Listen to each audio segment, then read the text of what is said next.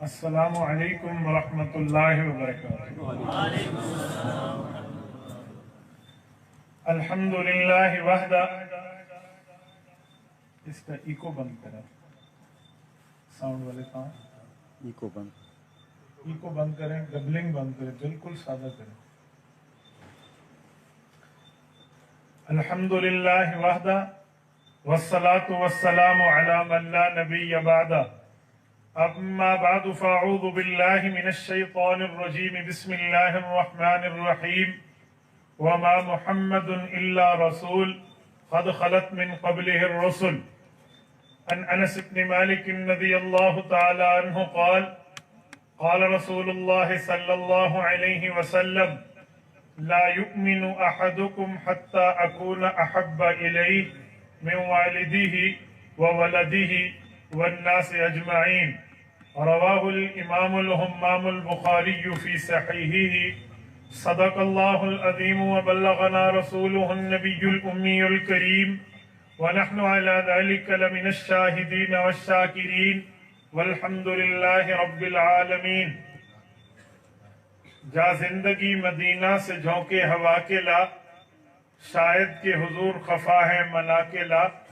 کچھ ہم بھی اپنا چہرہ باطن سنوار لیں، ابو بکر سے وہ آئین عشق و وفا کے لا۔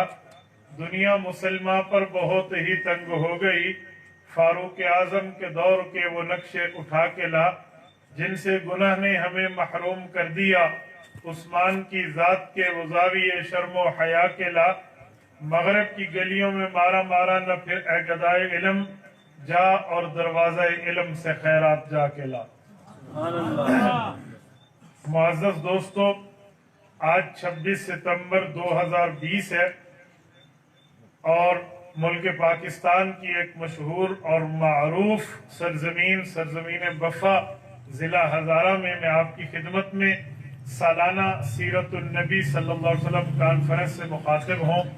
میرے دوستو، میں اپنے لیے باعث عقیدت، باعث فخر سمجھتا ہوں کہ مجاہد ملت، مجاہد ختم نبوت حضرت مولانا غلام غوث ہزاروی رحمت اللہ تعالیٰ علیہ کے شہر میں مجھے آپ سے خطاب کرنے کا موقع مل رہا ہے۔ میں کئی بار یہاں آیا، گفتگو بھی کئی بار ہوئی ہے، لیکن اس طرح یوں کھلے گراؤنڈ میں یہ زندگی میں پہلی بار موقع مل رہا ہے۔ میں بفا سے کبھی گزروں، میرے قدم رک جاتے ہیں جب تک حضرت کی مرکز پر بندہ فاتحہ نہ پڑھ لے۔ آج بھی ہم نے فاتحہ پڑھی ہے۔ اللہ رب العزت اس کانفرنس کو بھی قبول فرمائے، اور جن حضرات نے اس کا انتظام کیا ان کا انتظام بھی قبول فرمائے۔ حضرت مولانا قاضی زاہد الحسینی رحمت اللہ تعالیٰ علیہ کے فیض سے، جیسے حضرات نے مجھے بتایا ہے، یہ انہی کے معاملات سے یہ معاملہ شروع ہے۔ حضرت قاضی صاحب سے بھی ہمارا، خصوصاً میرا شہر ڈیرہ اسماعیل خان سے بڑا تعلق ہے۔ سن 1952 میں ان کی پہلی اپارٹمنٹ ہمارے اسلامیہ کالج میں ہوئی ہے، اور وہیں سے پھر یہاں تک ایک سلسلہ ہے۔ حضرت مولانا قاضی محمد زاہد الحسینی رحمہ اللہ کی رحمت کائنات سیرت النبی پر کتاب ہے، اور کتاب لاجواب ہے۔ حضرت مفتی محمد شفیع رحمہ اللہ مفتی اعظم پاکستان فرماتے ہیں، میں جب بھی سوتا ہوں اپنے سرانے کے قریب اس کتاب کو رکھ کے سوتا ہوں۔ اللہ پاک نے ایسی فضیلت عطا فرمائی، اللہ ہمیں اپنے اکابر کی قدر کی توفیق عطا فرمائے۔ معزز دوستو، رسول اللہ صلی اللہ علیہ وآلہ وسلم وجہ مقصود تخلیق کائنات ہے۔ کائنات کی تخلیق رسول اللہ صلی اللہ علیہ وآلہ وسلم کی وجہ سے ہوئی ہے۔ دوسرے لفظوں میں اس کائنات کو بنایا، سجایا آمنہ کے در یتیم کے لیے گیا ہے۔ رسول اللہ صلی اللہ علیہ وسلم کی سیرت کا جلسہ ہم اسی لیے نہیں کرتے، یہ اسی لیے نہیں سنتے اور سناتے کہ اس سے کوئی رسول اللہ کی شان میں ہماری طرف سے کوئی اضافہ ہوگا، بلکہ اس کا مطلب صرف ایک ہے، حضور پاک علیہ السلام کی شان اقدس کا فیض ہمیں مل جائے، حضور اقدس صلی اللہ علیہ وآلہ وسلم کا فیض ہمیں مل جائے۔ وہ کہتے ہیں نا، کسی نے مقالہ لکھ کے کہا میں نے رسول اللہ کی شان میں مقالہ لکھا ہے، لیکن یہ نہ سمجھنا میرے مقالے سے حضور پاک کی تعریف بڑی ہے، بلکہ حضور پاک کی تعریف نے میرے مقالے کو چار چاند لگائے ہیں۔ ما ان مدحت محمد بمقالتی वलाकिन मदहतु मकालती बिमुहम्मदी। मेरे दोस्तों, हुजूर पाक सल्लल्लाहु अलैहि वसल्लम की सीरत तैयबा पे हमें गौर करें, हुजूर पाक अलैहिस्सलातु वस्सलाम की जिंदगी मुबारक पर गौर करें तो अल्लाह के रसूल सल्लल्लाहु अलैहि वसल्लम की जिंदगी हमें बहुत सी बातें समझाती, सिखाती और हमें बताती नजर आती है।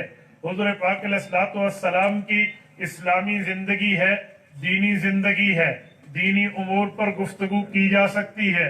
रसूलुल्लाह सल्लल्लाहु अलैहि वसल्लम की खानदानी जिंदगी है, खानदानी तर्ज़ो तमद्दुन और तहजीब पर गुफ्तगू की जा सकती है। हुजूर पाक अलैहिस्सलाम की समाजी जिंदगी है, हुजूर अलैहिस्सलाम बेटे हैं अपने वालिद के और पोते हैं अपने दादा के, भतीजे हैं अपने चचों के, और हुजूर पाक अलैहिस्सलाम खामद हैं अपनी बीवियों के, हुजूर वालिद हैं अपनी औलादों के, 4 साहबजादियों और 3 साहबजादों के। इस पर भी गुफ्तगू की जा सकती है। मैं आप पर मिला जुला तासुर सामने रखते हुए ऐसी बात पेश कर रहा हूँ जिससे हम उलमा को भी और मजमे में आए हुए अवाम भी हम फायदा मंद हों और यहाँ से कुछ लेकर उठें। मेरे दोस्तों, हुजूर पाक अलैहिस्सलातु वस्सलाम की जिंदगी पर अगर हम गौर करें, अल्लाह रब्बुल इज्जत ने पैगंबर अलैहिस्सलाम की जिंदगी आपके और मेरे लिए नमूना बनाई है। हम रसूलुल्लाह सल्लल्लाहु अलैहि वसल्लम की सीरत और किरदार पर गौर करें, हमें रसूलुल्लाह की जिंदगी में अपने लिए सबक मिलते नजर आते हैं। मेरे दोस्तों, हुजूर अक़दस सल्लल्लाहु अलैहि वसल्लम जब इस धरती पर तशरीफ लाए हैं, उस वक्त दुनिया में शिर्क घटाटोप अंधेरों में मक्कातुल मुकर्रमा डूबा हुआ है, लेकिन अल्लाह के रसूल सल्लल्लाहु अलैहि वसल्लम ने अल्लाह के हुक्म को लेकर उस शिर्क के अंधेरों को तौहीद की रोशनी की तरह जिला बख्शी है। इससे हमें समझ आता है, मुआशरा अगर एक मामले में चल रहा हो और वो उसका चलन, उसके मामला शरीयत के मुखालिफ हो, तो हमें मुआशरे की इत्तिबा नहीं करनी, बल्कि हमें उसकी इत्तिबा करनी है जो हमें अल्लाह कहे या अल्लाह का रसूल कहे। नंबर 2, हमें रसूलुल्लाह सल्लल्लाहु अलैहि वसल्लम की सीरत और किरदार से एक बात समझ आती है कि हक बात कहे, हक वक्त पर कहें, हक तरीके से कहें। आजकल कुछ लोग हक बात तो कर लेते हैं लेकिन उसका वक्त हक नहीं होता। वो कौन सा वक्त है, कौन सा लफ्ज किस मौके पे कहना चाहिए, उस वक्त बंदे को बात करनी चाहिए। मैं मिसाल दूंगा तो बात समझ आएगी। रात में बात कर रहा था, मैंने मिसाल देते हुए कहा कि बाज़ औकात लफ्ज बोलना है, कहाँ बोलना है, कैसे बोलना है, इसके अंदाज होते हैं, इसका भी अपना वक्त होता है। मसलन मेरे साथ ये मुफ्ती सोहराब साहब बैठे हैं, अल्लाह ने करे इनकी एक साइड में बिच्छू या सांप आए तो मैं उस वक्त जो नहीं कहूंगा, हजरत मौलाना मुफ्ती सोहराब दामत बरकातुहुल आलिया काबिल कदर हैं, काबिल इज्जत हैं, आलिम दीन है, अल्लाह के रसूल के वारिस हैं। थोड़ा ख्याल करें, अगर आप अपनी दाईं साइड पे देखें तो एक सांप बैठा हुआ है। इतनी बात करूंगा तो सांप डस लेगा। मैंने मौलाना का नाम नहीं लेना, मैंने तारीफें नहीं करनी, मैंने हल्का बात नहीं देने। क्यों? अब वक्त इस बात का मुतहम्मिल नहीं है, वक्त इस बात की इजाजत नहीं देता। मैंने फौरन कहने सांप सांप सांप। इससे समझ आया कि कौन सा वक्त किस तरह बात करना है, ये बंदे को सीखना पड़ती है।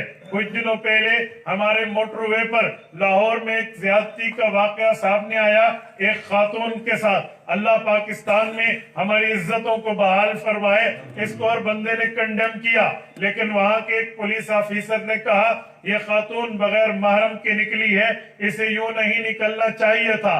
बात उस ऑफिसर की हक है, शरीयत किसी खातून को लंबे सफर बगैर महरम की इजाजत नहीं देती, लेकिन वो वक्त हक नहीं था, वो वक्त के मुताबिक बात नहीं थी, इसीलिए वो प्रोपेगेंडे की जिद में आके उन्होंने उस पर माजरत पेश की है। हमें इससे समझ आया हक बात कहनी है, हक वक्त पे कहनी है। ये चीज हमें हुजूर पाक की सीरत पे मिलेगी, रसूलुल्लाह के किरदार में मिलेगी, रसूलुल्लाह की सीरत तैयबा में हमें मिलेगी। अल्लाह के रसूल हक बात करते हैं, इज्जत और एहतराम के लहजे में करते हैं, सामने वाले के मामले को देख के करते हैं। मैं इसकी मिसाल सीरत इब्ने हिशाम से पेश करने लगा हूं। मक्का के लोगों ने अल्लाह के रसूल सल्लल्लाहु अलैहि वसल्लम की जिंदगी देखी کی ہے رسول اقدس صلی اللہ علیہ وآلہ وسلم نے بیہیو کس طرح ان کے ساتھ کیا ہے. آؤ فاران کی چوٹی کے واقعے کو اٹھاؤ. اللہ کے رسول صلی اللہ علیہ وآلہ وسلم پر آیت اترتی ہے وَأَنذِرْ عَشِيرَتَكَ الْأَقْرَبِينَ. حضور پاک علیہ السلام اس آیت کے بعد اعلانیہ نبوت کے اعلان پہ نکلتے ہیں. فاران کی چوٹی پہ کھڑے ہو کے مکہ کے لوگوں کا سب سے پہلی اپنی ذاتی زندگی بتائی. هل وجدتمونی صادقا ام کاذبا. اے لوگو لقد لبثت فیکم عمرا. میں نے عمر کے 40 سال تمہارے اندر گزارے ہیں. تم نے میرے شب و روز دیکھے ہیں, دن رات دیکھے ہیں, گرمی سردی کا زمانہ دیکھا ہے, میری خلوت و جلوت سے واقف ہو. مجھے بتاؤ آپ نے مجھے کیسا پایا ہے. حضور پاک کی یہ سیرت ہمیں ایک سبق دیتی ہے کہ اگر کوئی مقتدا ہے, پیشوا ہے, رہنما ہے اور کسی بات پہ لیڈرشپ اسے ملی ہے, اسے چاہیے یہ اپنا پرسنلی کردار اور اپنا ذاتی کریکٹر بالکل صاف رکھے, کل کوئی اس پر بات نہ کر سکے. سیرت طیبہ میں حضور پاک علیہ السلام نے سب سے پہلے اپنی ذات کو پیش کیا ہے, اس کے بعد اللہ کے رسول نے ان پر فیصلہ چھوڑا ہے. وہ لوگ کہنے لگے ہیں جربناک غیر مرہ ما وجدنا فیک الا صدقا. ہم نے آپ کو کئی بار آزمایا ہے لیکن جب بھی آزمایا آپ کو سراپا سچا پایا ہے. جب رسول اللہ صلی اللہ علیہ وسلم نے دیکھا ان کو میری ذات پہ کوئی اعتراض ملا نہیں کیونکہ کوئی اعتراض تھا نہیں, تو حضور پاک علیہ السلام نے دعوت پیش کی ہے. دعوت میں فرمایا قولوا لا الہ الا اللہ تفلحوا. اے لوگو کلمہ پڑھ لو, تم دنیا میں بھی کامیاب, تم آخرت میں بھی کامیاب ہو جاؤ گے. سیرت طیبہ کے اس پہلو سے ہمارے سامنے ایک بات نکلتی ہے کہ جب بندہ کسی کو دعوت دے پہلے اس کا دل لے پھر اس سے دن لے. پہلے ہمیں دل لینا چاہیے پھر دن لینے چاہیے. دل لینے کا معنی اس کے ساتھ ہماری گفتگو اکرام اعزاز احترام کے درجے میں ہو, اس کے بعد بندہ اپنی دعوت کو پیش کرے. حضور اقدس صلی اللہ علیہ وآلہ وسلم پہ اس دعوت کے بعد جو سب سے پہلا حملہ ہوا ہے وہ حضور پاک کی فیملی ممبر سے ہوا ہے, باہر سے نہیں ہوا, خاندان کے اندر سے ہوا ہے, خاندان کے باہر سے نہیں ہوا. ابو لہب عبد العزہ بن عبد المطلب اللہ کے رسول کے چچا ہے, اس کا ہاتھ زمین پر گیا ہے, پتھر اٹھایا ہے, رسول اللہ صلی اللہ علیہ وسلم کی طرف دے مارا ہے. اللہ کے رسول صلی اللہ علیہ وسلم نے صبر کا اور تحمل کا دامن ہاتھ سے نہیں چھوڑا. جو گستاخی اس نے کی تھی رسول اللہ صلی اللہ علیہ وسلم کے ہاتھ نعوذ باللہ ٹوٹنے کی بات کی تھی, تبا لک یا محمد کہہ کر اس نے انداز تخاطب اپنایا تھا. تو اللہ کے رسول صلی اللہ علیہ وسلم کے صبر کی وجہ سے وحی آئی, حضور پاک پر وحی اتری. یہ وحی کیوں اتری ہے اس کی وجہ یہ ہے رسول اللہ نمائندہ خدا ہے, ہمارے مصطفیٰ نمائندہ خدا ہے. جو جس کا نمائندہ ہوتا ہے اس کی نمائندگی کرتا ہے. اگر نمائندے پہ اعتراض آئے وہ جن کو ریپریزنٹ کر کے جن کی نمائندگی کر کے بات کر رہا ہوتا ہے وہی بات کرتے ہیں. حضور پاک علیہ السلام اللہ کے نمائندے. اللہ رب العزت نے جواب میں فرمایا تبت یدا ابی لہب و تب. ابو لہب حضور پاک کے ہاتھ ٹوٹنے کی بات نہیں کر بلکہ تیرے دونوں ہاتھ ٹوٹ جائیں گے. یاد رکھنا ما اغنا عنہ مالہ وما کسب. تو آج اپنے پیسے پر نخرہ اور اپنے پیسے پر گھمنڈ کر کے یہ بات سمجھ رہا ہے میں بڑا برگر فیملی سے ریلیٹڈ ہوں, میرے پاس بڑی مال اور دولت ہے, میرے پاس پیسے کی فراوانی ہے اور میں بزنس مین ہوں لہٰذا میں یہ کروں گا اور وہ کروں گا. کہا جی نہیں, ما اغنا عنہ مالہ وما کسب. جو تو نے کمایا یا جو تو نے اپنے پاس کما کے جمع کیا ہوا سیونگ منی جو اپنے پاس رکھی ہے تمہیں وہ بھی نہیں بچا پائے گی. سیسلا نارن ذات لہب. ایسی آگ میں جاؤ گے جو بھڑکنے والی ہوگی اور صرف تو اکیلا نہیں جائے گا. وامرأتہ حمالۃ الحطب. ود فیملی رسول اللہ کا دشمن جہنم جائے گا. اس سے پتہ چلا ہے جب آپ دعوت کے میدان میں آگے چلو گے آپ پہ مشکل آئے گی, آپ دعوت نہیں چھوڑو گے اور دین پر صبر کر کے دعوت کو آگے پھیلاؤ گے, آپ کے لیے اللہ کی تائید آئے گی.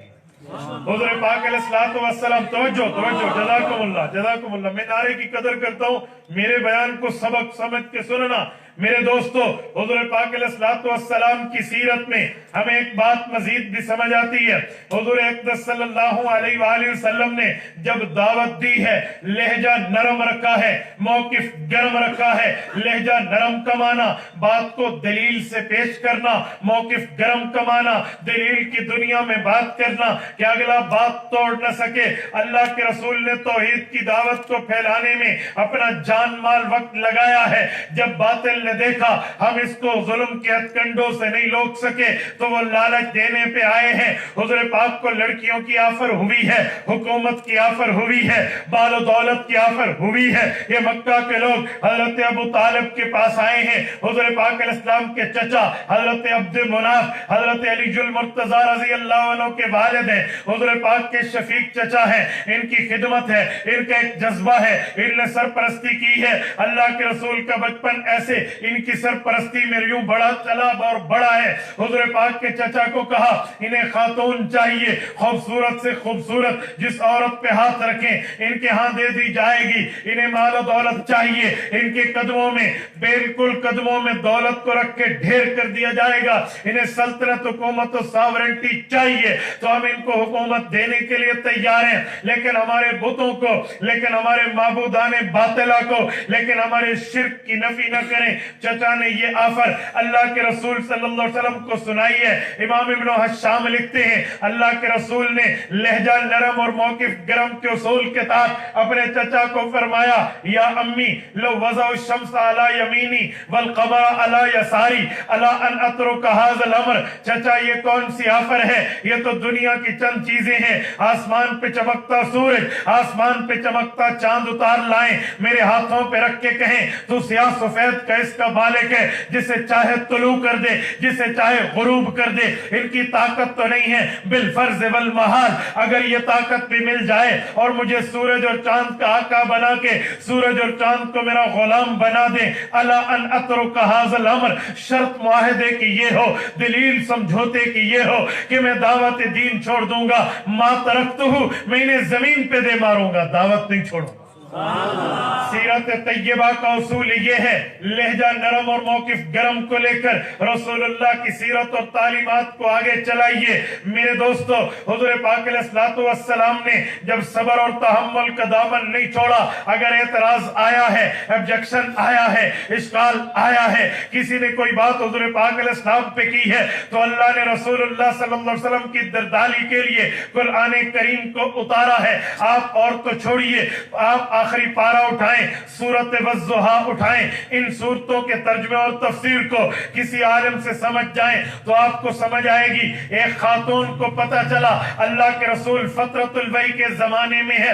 فترۃ الوحی کا زمانہ اسے کہتے ہیں جب اقرأ بسم ربک الذی خلق یہ پہلی وحی اتری تھی. سورت علق کی 5 آیتیں اتری تھی, اس کے بعد کچھ عرصے تک وحی بند ہو گئی تھی. اسے فترۃ الوحی کا زمانہ کہتے ہیں. اس پیریڈ کے دوران اللہ کے رسول صلی اللہ علیہ وسلم وحی کا انتظار فرماتے تھے. اللہ اپنی حکمت تکوینیہ, حکمت بالغہ, حکمت کاملہ کی بنیاد پر وحی نہیں بھیج رہے تھے. اللہ اس کو جانتے معاملہ تھا کیا. اسے فترۃ الوحی کہتے ہیں. ایک خاتون کو زبان درازی کا موقع ملا ہے, وہ آ کر اللہ کے رسول کو کہتی ہے ان شیطانک قد کرنک, جو تیرا شیطان ہے, نعوذ باللہ, اللہ کے لیے کہا کہ جو تیرا رب ہے اس نے تمہیں چھوڑ دیا ہے, اب تیرے پاس وحی نہیں آتی. رسول اللہ پر اللہ نے وحی اتاری ہے والضحیٰ واللیل اذا سجا ما ودعک ربک وما قلی وللآخرۃ خیر لک من الاولی. میرے پاک پیغمبر, یہ اعتراض کرنے والوں کی زبانیں سڑ اور جل جائیں.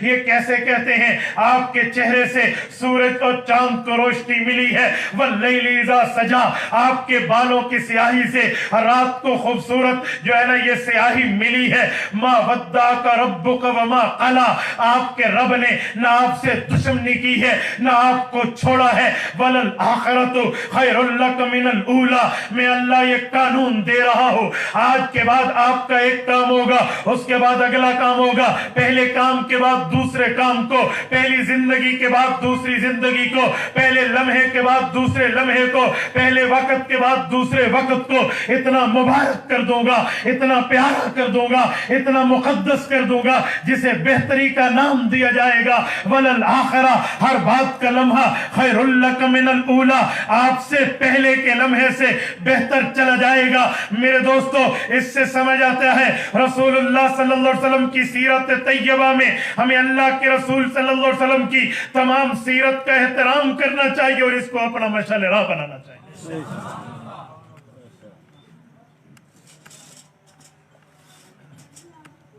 بات آئی ہے تو میں ایک جملہ کہہ دوں. وَلَلْآخِرَةُ خَيْرٌ لَكَ مِنَ الْأُولَى. سید الفقہاء والمحدثین، صحابہ کرام کے شاگرد، صحابہ کے بعد اس امت کی رہبری کرنے والے، ایک عظیم نابغہ روز شخصیت کے مالک حضرت امام ابو حنیفہ نعمان بن ثابت رحمہ اللہ کا یہ مستدل ہے آیت وَلَلْآخِرَةُ خَيْرٌ لَكَ مِنَ الْأُولَى. اللہ کے رسول صلی اللہ علیہ وسلم کے لیے اللہ نے یہ قانون بنا دیا ہے. رسول اللہ کی بات کی زندگی پہلی زندگی سے بہتر ہے. امام اعظم ابو حنیفہ رحمۃ اللہ علیہ جب قرآن اور حدیث سے مسائل شریعت کو لکھ کے امت کی رہنمائی کے لیے دین اسلام کو مدون کر رہے تھے، لکھ رہے تھے، تو اس آیت کو اپنا استدلال بنایا کہ ہم اللہ کے رسول کی تمام زندگی کا احترام کریں گے لیکن عمل اس پہ کریں گے جس کو کر کے حضور اس دنیا سے گئے ہیں. اگر حضور پاک علیہ السلام نے پہلی زندگی میں کوئی عمل کیا ہوگا مستحسن ضرور ہوگا، قابل احترام ضرور ہوگا. اگر اللہ کے رسول نے اسے چھوڑ دیا وہ قابل عمل نہیں ہوگا. قابل عمل وہ ہوگا انما نوخذ الآخر بالآخر، ہم وہ دلیل لیں گے جس پہ حضور پاک علیہ السلام کی وفات ہوئی ہے، جس چیز کو لے کر حضور پاک اس دنیا سے گئے ہیں. مثلا اگر اللہ کے رسول کی زندگی میں دیکھیں رسول اللہ صلی اللہ علیہ وسلم نے شمال کی طرف منہ کر کے نمازیں پڑھی ہیں لیکن ہم نے نہیں لینا. کیوں؟ وَلَلْآخِرَةُ خَيْرٌ لَكَ مِنَ الْأُولَى کے اصول کے تحت اللہ کے رسول کو اللہ نے فرمایا فَلَنُوَلِّيَنَّكَ قِبْلَةً تَرْضَاهَا فَوَلِّ وَجْهَكَ شَطْرَ الْمَسْجِدِ الْحَرَامِ. اب قبلہ بیت اللہ ہے، قیامت تک کے لیے ہے. اللہ کے رسول نے ہمیشہ اس قبلے کو اپنا قبلہ بنایا، بیت المقدس کو چھوڑ دیا، امت نے چھوڑ دیا ہے. امام اعظم ابو حنیفہ رحمۃ اللہ علیہ فرماتے ہیں سب سے پہلے نماز میں کلام جائز تھا، سلام جائز تھا، گفتگو جائز تھی.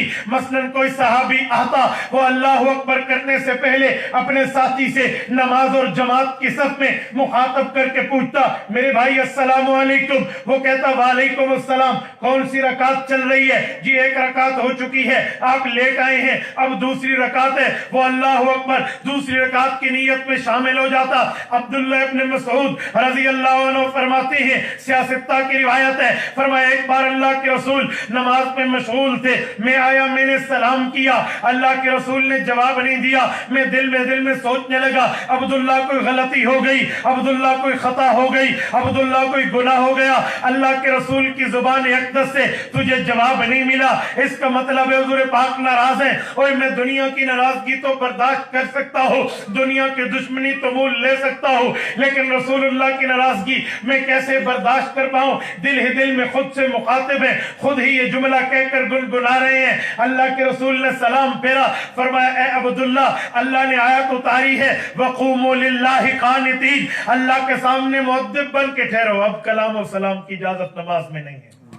امام ابو حنیفہ فرماتے ہیں یہ دلیل ہے اب ہم نماز کے مسئلوں پہ اللہ کے رسول کے اس طریقے پر عمل کریں گے جو طریقہ سب سے آخر میں رسول اللہ دنیا میں چھوڑ کے گئے ہیں. فرمایا وہ کیا ہے؟ کہا نماز جو حضور پاک علیہ السلام نے پہلے پڑھی ہے وہ پہلے نماز میں اللہ کے رسول رفع الیدین فرماتے تھے، رسول اللہ کا طریقہ تھا، قابل احترام ہے، لیکن اللہ کے رسول نے آخر میں چھوڑا ہے. ہم طریقہ اس پہ عمل کریں گے. پہلے نماز میں تلاوت امام بھی کرتا تھا، تلاوت مقتدی بھی کرتا تھا، امام بھی پڑھتا، مقتدی بھی پڑھتا، امام بھی قرآن پڑھتا، مقتدی بھی قرآن پڑھتا. حضرت ابن عمر فرماتے ہیں فلما ہاجر الی المدینہ صلی اللہ علیہ وسلم، جب اللہ کے رسول نے مکہ مکرمہ سے مدینہ طیبہ ہجرت کی ہے تو ایک موقع آیا، حضور پاک علیہ السلام نماز پڑھا رہے تھے، پیچھے مقتدی بھی تلاوت کر رہے تھے. رسول اللہ صلی اللہ علیہ وسلم نے سلام پھیرا اور فرمایا نماز अपने इमाम के पीछे आपने कुरान नहीं पढ़ना,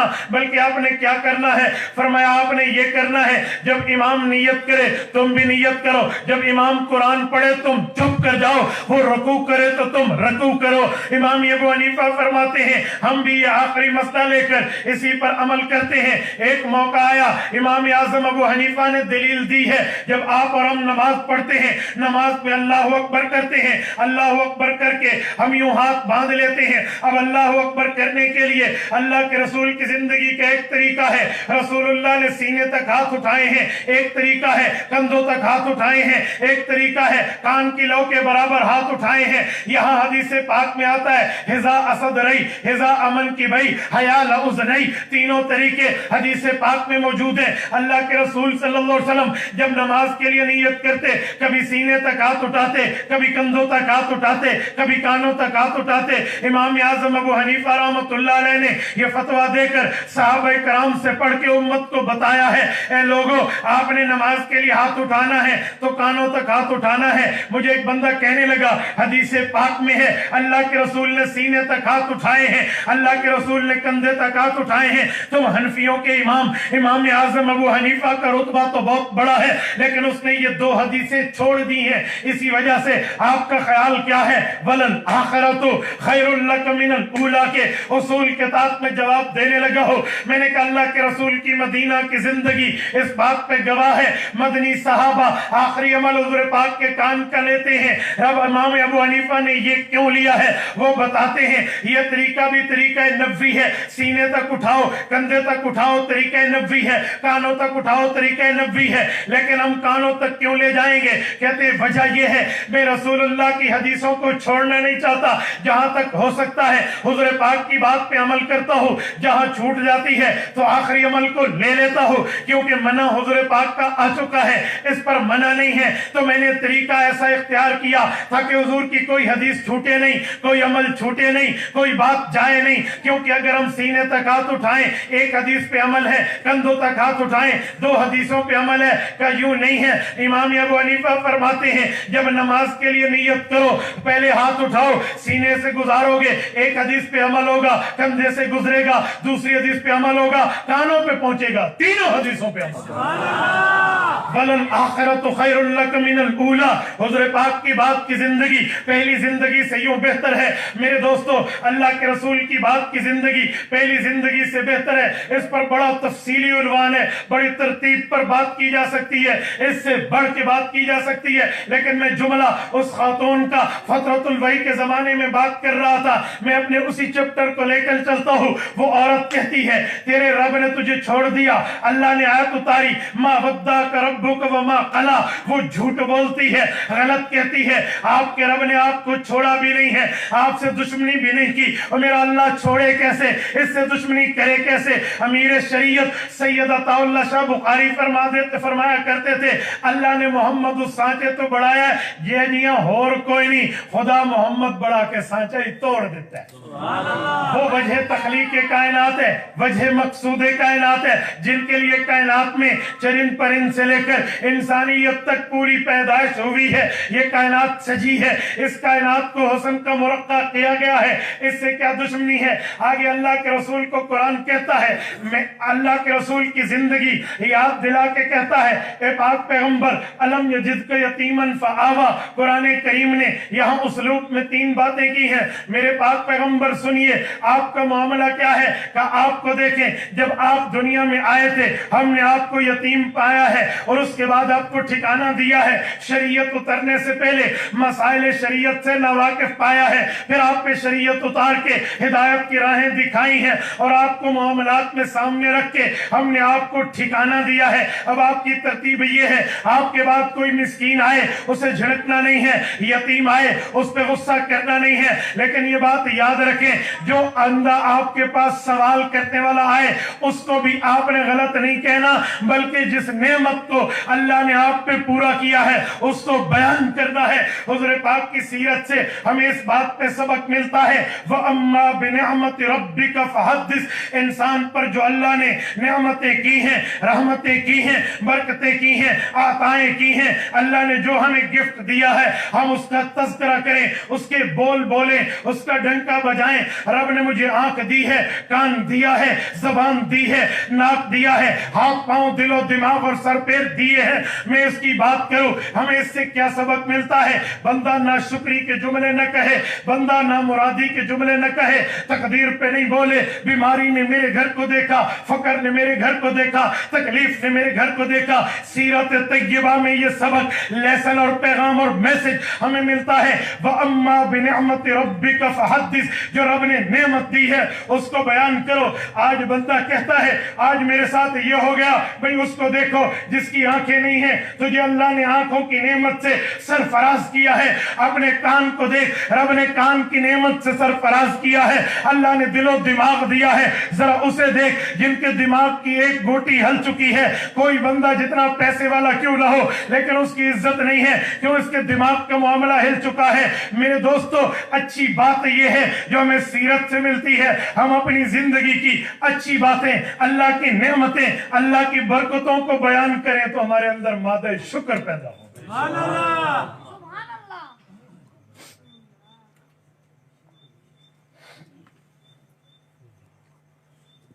امام سعد الدین شیرازی رحمت اللہ علیہ، امام سعدی اپنے بچپن کا واقعہ بتاتے ہیں۔ کہا ملک شام میں تھا، ابو بھی ساتھ تھے، جمعہ کا دن تھا، میرے پاؤں میں جوتی ٹوٹ گئی۔ جب جوتی ٹوٹی میں نے ابو سے کہا ابو جوتی چاہیے۔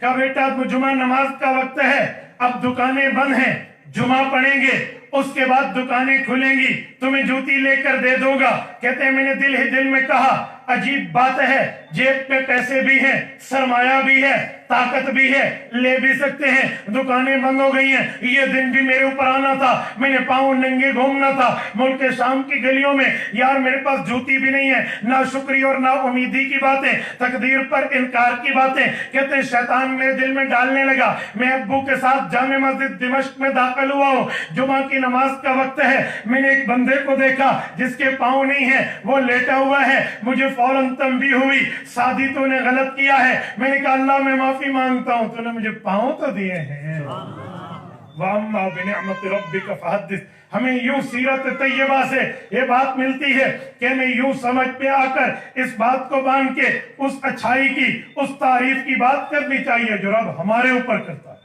میں ایک بات مزید کرتا ہوں، توجہ رکھنا۔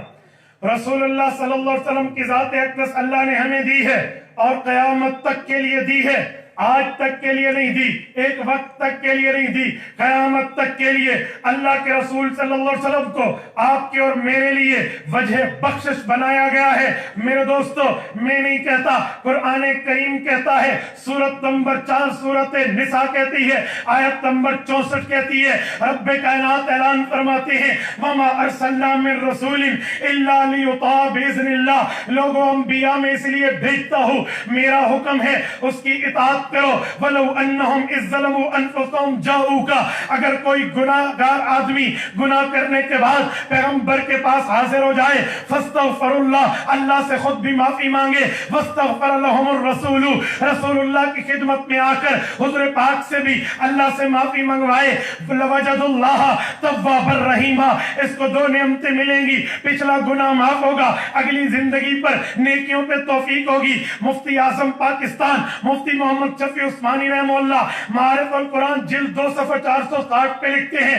فرمایا صحابہ کے زمانے میں اگر کسی سے غلطی ہو جاتی، خطا ہو جاتی، نافرمانی ہو جاتی، وہ قرآن کریم کی اس آیت کو اٹھاتے، اللہ کے رسول کی خدمت میں آتے، آ کر کہتے یا رسول اللہ جئتک مستغفرا لذنوبی ومستشفعا بک الی ربی ان یغفر لی ربی، میرے پاک پیغمبر قرآن میں اللہ فرماتے ہیں غلطی ہو جائے خود بھی معافی مانگو، نبی کی خدمت میں آ کے نبی سے کہو اے اللہ کے رسول آپ بھی اللہ سے میرے لیے معافی مانگے، جب تم خود بھی معافی مانگو گے پیغمبر بھی معافی مانگے گا، تم پیغمبر کے دربار میں ہوں گے تو اللہ پاک کیا کرے گا، لوجد اللہ توابا رحیما، رب تمہاری توبہ بھی قبول کرے گا، آئندہ کے لیے مغفرت اور رحمت بھی کرے گا۔ مفتی محمد محمد شفیع رحمہ مفتی اعظم پاکستان دارالعلوم دیوبند کے فاضل حکیم الامت مولانا اشرف علی تھانوی کے شاگرد اور خلیفہ مجاز لکھتے ہیں اللہ کی رحمت دیکھیں، اللہ کا کرم دیکھیں، اللہ کی نعمت دیکھیں،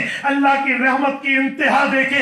اللہ نے اس چیپٹر کو کلوز نہیں کیا، اس باب کو بند نہیں کیا، اس معاملے کو ختم نہیں کیا.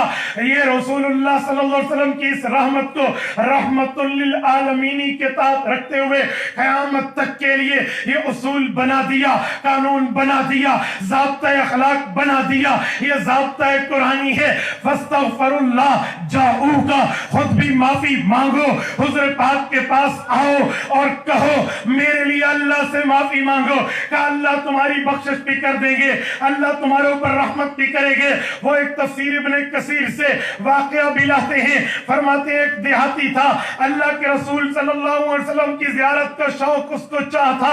وہ اپنے گھر سے چلا، ہفتوں پہلے چلا، اسے نہیں پتا جب دوران سفر ہے حضور پاک کا انتقال مبارک ہو چکا ہے، حضور دنیا سے پردہ فرما گئے ہیں، دنیا سے تشریف لے گئے ہیں، اور پھر رسول اللہ صلی اللہ علیہ وسلم کو قبر مبارک میں دفنا دیا گیا ہے. لیکن یہ بیچارہ سادہ آدمی تھا. جب یہ مدینہ پہنچا، یہ دیکھے صحابہ پریشان، مدینہ کی گلیاں اس کو سنسان نظر آئے، جس سے بات کرے کوئی جی بھر کے بات نہ کرے. اللہ کے رسول کی وفات حضرت آیات واقع ہو چکی تھی. اب قیامت کا منظر لوگوں کے دلوں پہ تھا. وہ کہتے ہیں اگر اس موقع پہ دلوں کا پھٹنا مقصود ہوتا تو کوئی صحابی دنیا میں زندہ نہ رہتا. پیغمبر اسلام کی وفات کی خبر یافور نے سنی تھی، گڑھے میں گر کے جان دے دی تھی. ہل چلاتے ہوئے ایک صحابی نے سنی تھی، کہا میرے مولا میں تیری اس آنکھ کی نعمت پہ شکر کرتا ہوں، لیکن تیری آنکھ کی نعمت تھی، اس آنکھ سے تیرے نبی کا میں دیدار کیا کرتا تھا. اب وہ دنیا میں نہیں رہے، اللہ میری آنکھیں اٹھا لے. کہتے اس کی بینائی چلی گئی. عثمان غنی رضی اللہ تعالیٰ عنہ بیٹھے ہیں، اتنے اپنی حالت میں مغموم ہیں. عمر فاروق رضی اللہ عنہ گزرتے ہیں، وہ سلام کرتے ہیں. اس وفات کی مغموم خبر پہ عثمان غنی کو معلوم نہیں ہوتا وہ گزرا کون ہے، سلام کیا کس نے ہے، بات کی کس نے ہے. حضرت عثمان کو پتہ ہی نہیں ہے. جب کچھ دن گزر گئے، حضرت عمر کے دل میں شکایت تھی. حضرت ابو بکر صدیق کو عرض کیا یہ کیا بات ہے، عثمان غنی مجھ سے ناراض کیوں ہے؟ بلوایا گیا، پتہ کیا گیا. کہا میں تو ناراض نہیں ہوں، کہا اس دن میں نے سلام کیا تھا، آپ نے جواب نہیں دیا تھا. کوئی ناراضگی اور شکایت ہے تو بات فرمائیے، آپ کی ناراضگی کو ختم کریں، شکایت کا ازالہ کریں. کہا جی نہیں، کس دن کی بات کر رہے ہو؟ کہا فلاں پیر والے دن. کہا اس دن تو اللہ کے رسول کی وفات کی غم میں بیٹھا تھا، خدا کی قسم مجھے نہیں سمجھ آ رہا تھا کون گزرا ہے کون نہیں گزرا. یہ وقت تھا اور اس طرح وہ مغموم تھے. تو جب یہ بندہ پہنچا، مدینے کے حالات دیکھے اور پریشان ہو گیا. مفتی محمد شفیع رحمہ اللہ تفسیر قرآن میں لکھتے ہیں وہ سیدھا رسول اللہ صلی اللہ علیہ وسلم کے اس جگہ آیا جہاں قبر مبارک ہے، اور جب اسے پتہ چلا رونے لگا، آنکھوں سے آنسوؤں کا سمندر بہ پڑا ہے. حضرت علی المرتضیٰ موجود ہے. وہ آ کر کہتا ہے یا رسول اللہ پڑھا تو بہت کچھ ہے، اس ٹائم ایک ہی قرآن کی آیت مجھے دلاسا دے رہی ہے. میں تو گھر سے چلا تھا آپ کی زیارت کے لیے، میں تو گھر سے چلا تھا آپ کے دیدار کے لیے. مجھے قرآن کہتا ہے وَلَوْ أَنَّهُمْ إِذْ ظَلَمُوا أَنفُسَهُمْ جَاءُوكَ. گناہگار بندے ایک تو معافی گھر میں بیٹھ کے مانگ لے گا، ایک طریقہ اور بھی ہے، خود بھی معافی مانگ، رسول اللہ کی خدمت میں آ جائے. یا رسول اللہ میں آ گیا ہوں، جئتک مستغفرا لذنوبی، معافی مانگ چکا ہوں. دوسرا کام آپ کا ہے، وہ کیا ہے؟ آپ نے اللہ سے کہنا ہے میرے مولا میرے امتی کو معاف کر دے. مستشفیٰ بک الی ربی ان یغفر لی ربی. میں آپ کو اللہ کے ہاں ایک استشفاء کے لیے، معافی منگوانے کے لیے قرآن حکم کے مطابق آپ کی خدمت میں کہتا ہوں آپ اللہ سے مجھے معافی منگوا لے، میرا اللہ میرے گناہوں کو بخش دے، میرے لیے آخرت کا معاملہ ٹھیک ہو جائے. وہ یہ کہتا ہوا اٹھنے لگا. مفتی شفیع رحمہ اللہ معارف القرآن تفسیر قرآن میں لکھتے ہیں سورۃ النساء کی آیت نمبر 64 میں فرمایا کہ حضرت علی المرتضیٰ فرماتے ہیں فَنُودِيَهُ مِنَ الْقَبْرِ أَنَّهُ قَدْ غَفَرَ لَكَ. اس بندے کی اس بات کے جواب میں اللہ کے رسول کی قبر مبارک سے اسے خوشخبری ملی ہے، اوے بندے اللہ نے تیری مغفرت کر دی. میرے دوستو رحمت للعالمین کی رحمت للعالمینی ختم نہیں ہوئی. کتنا بڑا کرم، فضل، احسان، امتنان ہے ہم جیسوں پہ کہ اللہ نے اس دروازے کو قیامت تک کے لیے کھلا رکھا۔ میرے دوستو، وَأَمَّا بِنِعْمَةِ رَبِّكَ فَحَدِّثْ، جب سیرت طیبہ میں ہمیں اس بات کی بات ملتی ہے کہ جو رب نے نعمت کی اسے بیان کریں، تو یہ نعمت تو پوری امت پہ ہے۔ بولیے ہے یا نہیں ہے؟ آپ کے آواز بہت ایسا ہو گئی، ہے یا نہیں ہے؟ جو مانتے ہیں وہ ہاتھ کھڑا کر کے کہ یہ نعمت ہے یا نہیں ہے؟ ہاتھ کھڑا کر کے کہ ہاتھ کھڑا، دونوں ہاتھ، نعمت ہے یا نہیں ہے نعمت؟ اللہ کا شکر ادا کرے اس نعمت پہ۔ میں نے ہاتھ کیوں اٹھوائے ہیں؟ بعضوں کا جلسے میں مسلمان آتے ہیں، بعضوں کا جلسے میں مہمان آتے ہیں، تو مہمان نہ اٹھائیں، مسلمان ماننے والا ہاتھ اٹھائیں۔ توجہ رکھنا، رسول اللہ صلی اللہ علیہ وسلم کی وجہ سے یہ امت پر نعمت ہے۔ وَأَمَّا بِنِعْمَةِ رَبِّكَ فَحَدِّثْ کے تحت اس کو بیان بھی کرنا چاہیے، اس پہ عمل بھی کرنا چاہیے۔ میرے دوستو، رسول اللہ کی سیرت طیبہ میں ہمیں اس بات کا سبق ملتا ہے، اللہ کے رسول بیٹے ہیں، اپنے ماں باپ کے خاوند ہیں، اپنی زوجات کے والد ہیں، اپنی اولاد کے۔ حضور پاک کا طرز اپنی امی ابو کے ساتھ کا معاملہ اگرچہ ویسا نہیں ہے جتنے حالات کیسا رہا ہے، ہمیں ویسا رکھنا چاہیے۔ اپنی بیویوں کے ساتھ گھر بار پہ کیسا رہا ہے، ہمیں ویسا رکھنا چاہیے۔ اولاد کے ساتھ کیسا رہا ہے، ہمیں ویسا رکھنا چاہیے۔ حضور پاک کے والد تو دنیا سے چلے گئے اللہ کے رسول کی پیدائش سے پہلے، لیکن حضرت آمنہ کے ساتھ رسول اللہ صلی اللہ علیہ وسلم کا 6 سال کا زمانہ گزرا ہے۔ طبقات ابن سعد اٹھائیے، امام بخاری سے 35 سال پہلے فوت ہوئے ہیں امام ابن سعد۔ یہ طبقات ابن سعد کی جلد اول میں باب ذکر آمنہ بنت وہب کے ساتھ لکھتے ہیں، اللہ کے رسول کا اپنی ماں سے محبت کا معاملہ کوئی ڈھکا چھپا نہیں ہے۔ حجۃ الوداع سے واپسی پر، ایک روایت میں حجۃ الوداع پر جاتے وقت حضور پاک علیہ السلام جب مدینہ سے چلے، بدر آئے، بدر سے چل کے حضور پاک علیہ السلام ابوا آئے ہیں، مستورہ کے راستے سے۔ ابوا وہ جگہ ہے جہاں اللہ کے رسول کی والدہ کی قبر آج بھی موجود ہے۔ اللہ کا کرم ہے، میں اپنے اس سفر پہ کبھی کوئی سفر خطا نہیں کیا کہ حضور پاک علیہ السلام کی والدہ کی قبر کی زیارت نہ کی۔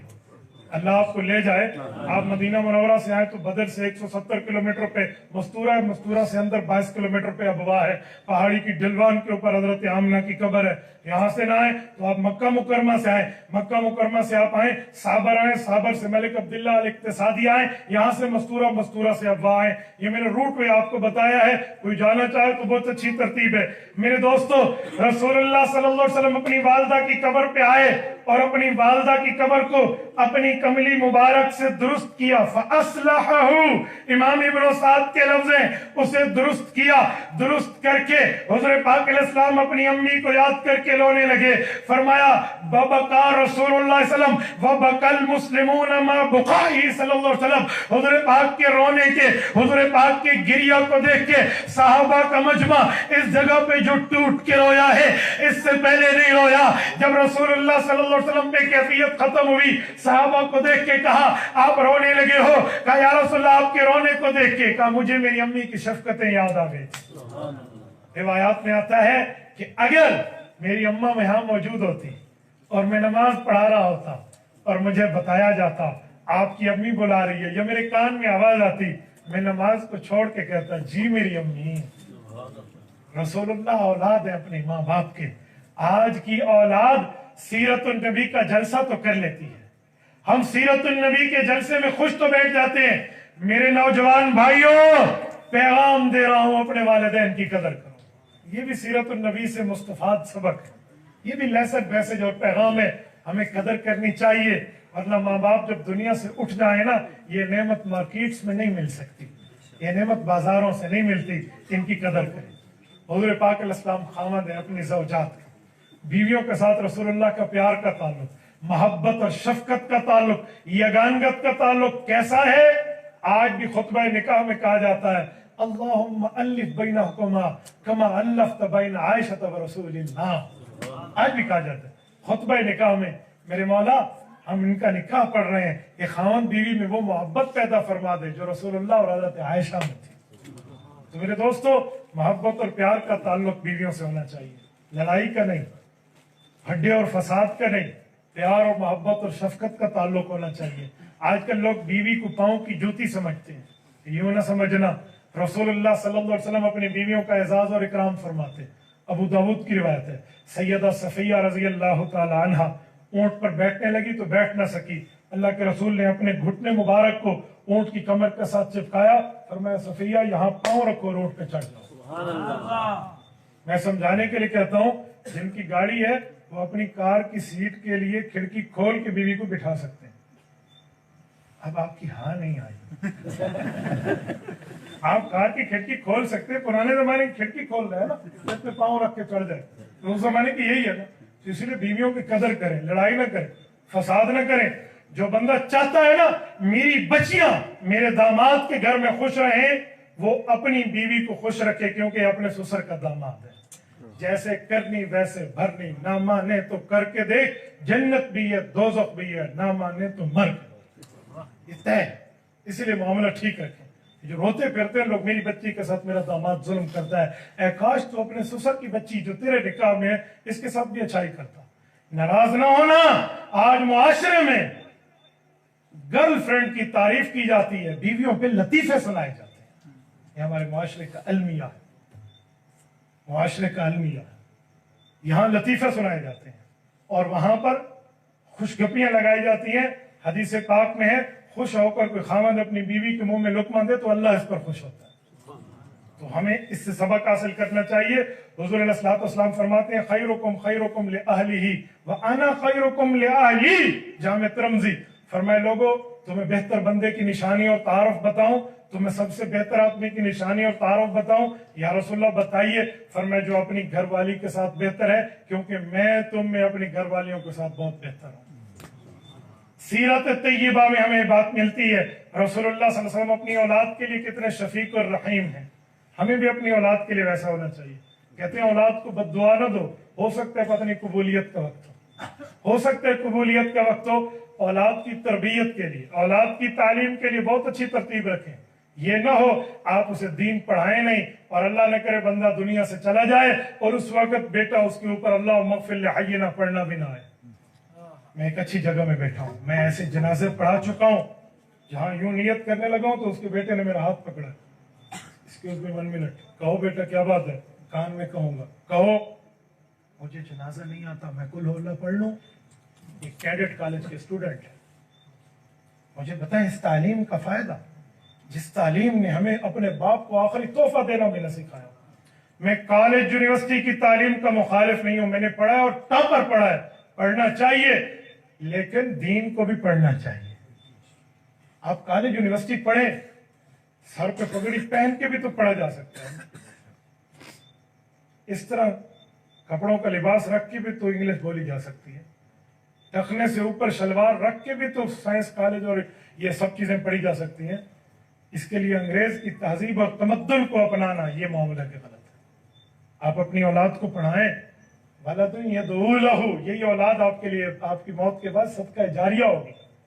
لیکن دینی علوم پڑھائیں, دینی باتیں سمجھائیں. یہ جو دنیاوی تعلیم ہے یہ ضرورت ہے اس وقت تب جب تک آنکھ بند نہیں ہوگی. آنکھ بند ہونے کے بعد کوئی پی ایچ ڈی کا پی ایچ ڈی ہولڈر کیوں نہ ہو, وہ کبھی ڈبل میتھ اسٹیٹ کو اور پاک اسٹڈی کو اور سائنس کو اور فزکس کو اور کیمسٹری کو پڑھ کے اپنے باپ کو اصالہ ثواب نہیں کرے گا. وہ کہے گا مولوی صاحب بچوں کو کہہ دیں سورۃ یاسین پڑھ لیں. تو یہ اپنے سینے میں رکھیں. سیرت النبی کانفرنس میں شریک ہونے والوں, رسول اللہ صلی اللہ علیہ وسلم کی سیرت کا سبق یہ ہے کہ اگر ہم بیٹے ہیں تو ماں باپ کی قدر کریں, ہم خاوند ہیں تو اپنی بیوی اور گھر بار کی قدر کریں, اور اگر ہم والد ہیں تو اپنی اولاد کو صحیح تعلیم دلا کے معاملات کو صحیح رکھیں. میرے دوستو, اللہ آپ کو رحم صراط مستقیم عطا فرمائے. سیرت النبی کے ان پہلوؤں کو میں نے اجاگر کیا جو ہماری زندگی میں آئے, ورنہ میں سورت النبی پر بات کر سکتا تھا. میرے نبی کا چہرہ کیسا, میرے نبی کی کمر کیسی, میرے نبی کی آنکھ کیسی, مبارک ہے سب کچھ اچھا, لیکن سورت النبی پر ہم سیرت النبی کو رکھیں جس پر ہم عمل کر سکیں. اس لیے معاشرے کا سماجی پہلو میں آپ کی خدمت میں لایا ہوں. امید ہے ہم سب اس پہ عمل کریں گے. اقول قولی ھذا واستغفر اللہ وآخر دعوانا ان الحمد للہ رب العالمین. تبارك الذي نزل الفرقان على عبده ليكون للعالمين نذيرا.